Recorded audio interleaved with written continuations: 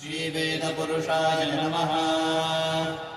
शतधारमुत्समक्षीयमाणम् विपश्चितम् पितरम् वक्त्वानाम् मेणिम् मदन्तम् पित्रोरुपस्थेतम् रोदसे विकृतम् सत्यवाचम्।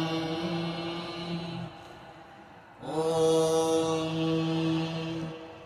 सोमानम् स्मरणम् गृणहि ब्रह्मणस्पते रक्षीवन्स्तय्य ओषिजः यो रेवान्यो अमीवः वसुवित्पुष्टिवर्धनः स नः शिषक्तुयस्तुरः मानः शंसो अलरुषो धूर्तिः प्रणङ्मर्त्यस्य रक्षाणो ब्रह्मणस्पते सखा वीरो नरिष्यति यमिन्द्रो ब्रह्मणस्पतिः सोमो हिनोति मर्त्यम् त्वन्तम् ब्रह्मणस्पते सोम इन्द्रश्च मर्त्यम् दक्षिणापात्त्वम् हसः।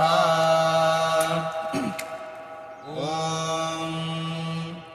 सदसस्पतिम् पतिम् सदसः सदसस्पतिमद्भुतमद्भुतम् पतिम् सदसः सदसस्पतिमद्भुतम् पतिमद्भुतमद्भुतम् पतिम् पतिमद्भुतम् प्रियम् प्रियमद्भुतम् पतिम् पतिमद्भुतम् प्रियम् अद्भुतम् प्रियम् प्रियमद्भुतमद्भुतम् प्रियमिन्द्रस्येन्द्रस्य प्रियमद्भुतमद्भुतम् प्रियमिन्द्रस्य प्रियमिन्द्रस्येन्द्रस्य प्रियम् प्रियमिन्द्रस्य काम्यम् काम्यमिन्द्रस्य प्रियम् प्रियमिन्द्रस्य काम्यम् इन्द्रस्य काम्यम् काम्यमिन्द्रस्येन्द्रस्य काम्यम् काम्यमिति काम्यम् सनिम् मेधाम् मेधाम् सनिम् सनिम् मेधामजाशिषमजाशिषम् मेधाम् सनिम् सनिम् मेधामजाशिषम् मेधामजाशिषमजाशिषम् मेधाम् मेधामजाशिषम्